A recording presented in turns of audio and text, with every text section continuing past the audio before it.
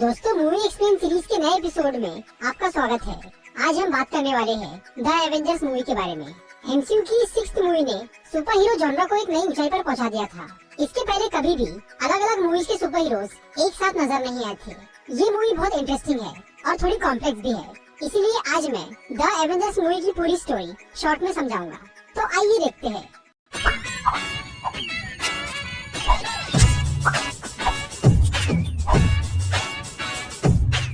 Video शुरू करने से पहले मैं आपको बताना चाहूंगा कि अगर आपने इस सीरीज की पिछली वीडियोस नहीं देखी है तो पहले वो वीडियो जरूर देखिए, फिर आपको इस फिल्म की स्टोरी अच्छी तरह समझ में आएंगी। इस मूवी की स्टोरी थॉर मूवी की बात की है। थॉर मूवी के एंड में हमने देखा था कि लोकी बाइफरोस्ट से नीचे गिर गया था, जिससे सबको ये लगा था कि लोकी मर चुका है, पर वो मरा नहीं था। एसगार्ड से निकलने के बाद लोकी थेनोस नाम के एक एलियन से मिला। थेनोस लोकी को ये बोलता है कि अगर वो टेसेरेक्ट क्यूब ढूंढकर उसे ला दे तो वो अपनी एलियन आर्मी उसे दे देगा, जिससे कि वो धरती पर राज कर सके। लोकी, जो कि एसगार्ड का राजा नहीं बन पाया था, वो अब धरती पर राज करने के लिए ये सौदा मंजूर कर लेता है। इस काम को पूरा करने के लिए लोकी को एक सेप्टर यानी एक जादुई छड़ी दी जाती है। टेसेरेक्ट क्यूब, जो कि एक पावरफुल इन्फिनिटी स्टोन है, वो धरती पर शील्ड नाम की एक खुफिया एजेंसी के पास था। जब शील्ड के लोग डॉक्टर सेल्विक नाम के एक साइंटिस्ट को टेसेरेक्ट क्यूब पर रिसर्च करने के लिए बुलाते हैं, तब लोकी अपनी पावर से डॉक्टर सेल्विक के दिमाग पर काबू कर लेता है और वो डॉक्टर सेल्विक से टेसेरेक्ट क्यूब का इस्तेमाल करके एक ऐसा पोर्टल बनवाने लगाता है जिससे कि दूसरे ग्रह के लोग धरती पर आ सके। डॉक्टर सेल्विक शील्ड की फैसिलिटी में रहकर अनजाने में ही लोकी का काम करने लग जाते हैं, और जब वो काम पूरा हो जाता है तब टेसेरेक्ट क्यूब से अजीब सा रेडिएशन निकलना शुरू होता है। शील्ड के डायरेक्टर निक फ्यूरी को जब इसका पता चलता है तो वो इस मामले की जांच करने के लिए आते हैं। तभी अचानक टेसेरेक्ट क्यूब से एक वर्म होल यानी एक पोर्टल ओपन होता है, जिसमें से बाहर आता है लोकी। डॉक्टर सेल्विक वो पोर्टल बनाने में कामयाब हो गए थे, लेकिन ये तो सिर्फ एक नमूना था। लोकी को असल में एक बहुत बड़े पोर्टल की जरूरत थी ताकि वो उससे एलियन की पूरी फौज धरती पर ला सके, और इस काम के लिए उसे अभी भी डॉक्टर सेल्विक और टेसेरेक्ट क्यूब की जरूरत थी।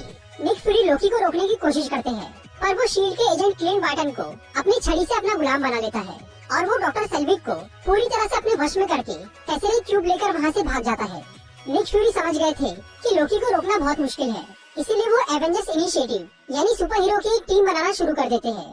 इस टीम का सबसे पहला मेंबर था टोनी स्टार्क यानी आयरन मैन, जिसे एजेंट कोल्सन जाकर बनाता है।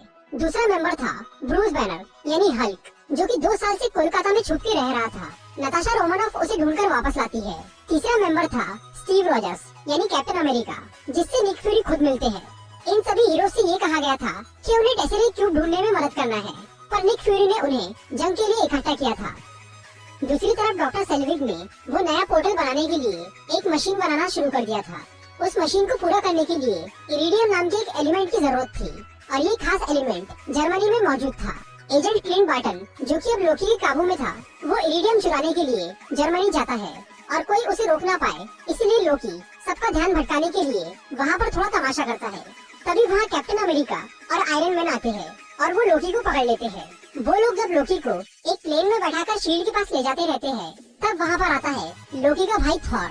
इसके पहले थॉर मूवी में हमने देखा था कि थॉर ने बाइफरोस्ट ब्रिज तोड़ दिया था, इसीलिए इस बार थॉर को धरती पर भेजने के लिए ओडिन ने डार्क एनर्जी का इस्तेमाल किया। थॉर यहाँ पहुंचकर लोकी को उनकी पकड़ से छुड़वा लेता है और वो लोकी को समझाने की कोशिश करता है, पर वो नहीं मानता। थॉर लोकी को अपने साथ एसगार्ड ले जाना चाह रहा था, पर आयरन मैन और कैप्टन अमेरिका उसे शील्ड के पास ले जाना चाहते थे, इसीलिए उनकी थॉर से लड़ाई हो जाती है। पर आखिर में थॉर मान जाता है और वो लोकी को लेकर शील्ड के हेली कैरियर में चला जाता है। वहाँ पर टोनी स्टार्क और ब्रूस बैनर, ये दोनों साइंटिस्ट टेसेरेक्ट क्यूब की तलाश शुरू कर देते हैं, पर इसी दौरान उन्हें पता चलता है कि शील्ड के लोग टेसेरेक्ट क्यूब से खतरनाक हथियार बना रहे हैं। इस बात से सभी हीरोज और खास तौर पे कैप्टन अमेरिका बहुत नाराज होता है, क्योंकि कई साल पहले हाइड्रा ने भी टेसेरेक्ट क्यूब से ऐसे ही हथियार बनाए थे।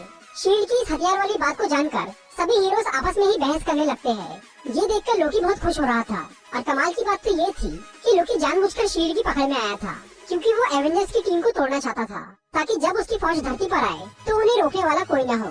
फिर लोकी को ढूंढते हुए क्लिंट बार्टन और कई सारे सोल्जर्स शील्ड के हेली कैरियर तक पहुंचते हैं और वो वहाँ पर हमला करते हैं।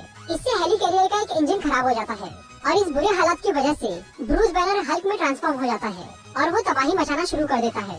दूसरी तरफ टोनी और स्टीव हेली कैरियर के उस इंजन को ठीक करते हैं और थॉर हल्क को संभालता है। लड़ाई के दौरान हल्क हेली कैरियर से नीचे गिर जाता है और लोकी शील्ड के एजेंट फिल कोल्सन को मार के थॉर को भी हेली कैरियर से नीचे गिरा देता है और लोकी वहाँ से भाग जाता है। नताशा रोमानोफ क्लिंट बार्टन के साथ लड़ाई करती है और वो उसे बेहोश करके लोकी के काबू से बाहर कर देती है। फिल कोल्सन की कुर्बानी की वजह से सभी हीरोज एक हो जाते हैं और वो फिर से मुकाबला करने का फैसला करते हैं। उधर डॉक्टर सेल्विक की उस मशीन को चलाने के लिए बहुत सारी इलेक्ट्रिक एनर्जी की जरूरत थी और इतनी सारी एनर्जी सिर्फ टोनी स्टार्क की बिल्डिंग यानी स्टार्क टावर में ही मौजूद थी। इसलिए लोकी उस मशीन को स्टार्क टावर पर लगा देता है। फिर आयरन मैन वहाँ पहुंचकर उस मशीन को बंद करने की कोशिश करता है पर वो बंद नहीं होती।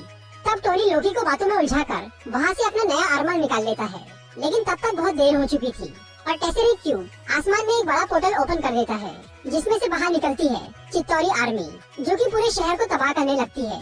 Captain America, black window, Hawkeye और आयरन मैन उनसे निपटना शुरू करते हैं, पर वो सेना बहुत बड़ी थी जो कि लोकी के इशारों पर काम कर रही थी। फिर थॉर भी वहाँ पहुँचता है और वो लड़ाई में शामिल हो जाता है और जब ब्रूस बैनर वहाँ आकर हल्क बनता है तो एवेंजर्स की टीम कंप्लीट हो जाती है। ये 6 हीरोज मिलकर शहर के लोगों को बचाते हैं और वो काफी हद तक जंग को संभाल लेते हैं, पर वो फौज लगातार बढ़ती ही जा रही थी और एवेंजर्स उनके सामने कमजोर पड़ रहे थे। इसीलिए वर्ल्ड सिक्योरिटी काउंसिल के लोग न्यूयॉर्क शहर पर न्यूक्लियर बॉम्ब से हमला करते हैं ताकि वो एलियन आर्मी खत्म हो जाए, पर उससे पूरा शहर भी तबाह हो सकता था। इसीलिए आयरन मैन उस बॉम्ब को पकड़ के सीधे उस पोर्टल के अंदर लेकर जाता है, जिससे पूरी चित्तौरी आर्मी मारी जाती है और शहर बच जाता है। इसके बाद डॉक्टर सेल्विक, जिनके दिमाग पर से अब लोकी का कंट्रोल हट चुका था, वो ब्लैक विडो को बताते हैं कि लोकी के सेक्टर से उस पोर्टल को बंद किया जा सकता है। फिर ब्लैक विडो उस पोर्टल को बंद करती है, लेकिन आयरन मैन अभी भी पोर्टल के अंदर ही था और उसके सूट का पावर भी खत्म हो गया था। पोर्टल बंद होने से पहले आयरन मैन वहाँ से बाहर तो आ जाता है, पर वो आसमान से जमीन पर गिरने लगता है।